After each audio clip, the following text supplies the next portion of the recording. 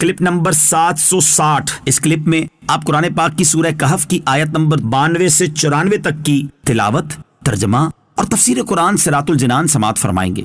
بسم اللہ الرحمن الرحیم۔ ترجمہ: اللہ کے نام سے شروع جو نہایت مہربان رحمت والا ہے۔ ثم اتبع سببا حتی اذا بلغ بین السدین وجد من دونہما قوما لا یکادون یفقہون قولا۔ ترجمہ: پھر وہ ایک اور راستے کے پیچھے چلا، یہاں تک کہ جب دو پہاڑوں کے درمیان پہنچا تو اس نے ان پہاڑوں کے آگے ایک ایسی قوم کو پایا جو کوئی بات سمجھتے معلوم نہ ہوتے تھے۔ ثم پھر، تفسیر صراط الجنان میں ہے، حضرت ذوالقرنین رضی اللہ تعالیٰ عنہ جب مشرق و مغرب تک پہنچ گئے تو اب کی بار انہوں نے شمال کی جانب سفر شروع فرمایا، یہاں تک کہ وہ دو پہاڑوں کے درمیان تک جا پہنچے، اور یہ سب اللہ تعالیٰ کی طرف سے عطا کردہ علم اور قدرت کی وجہ سے واقع ہوا۔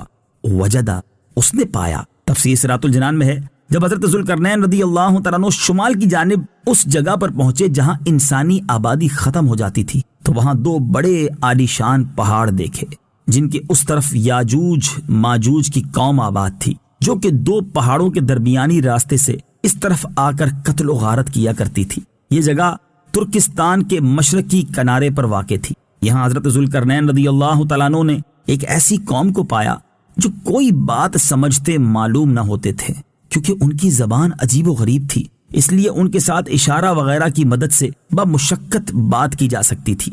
قالوا یا ذا القرنین ان یأجوج ومأجوج مفسدون فی الارض فهل نجعل لك خرجا على ان تجعل بیننا وبینہم سدا۔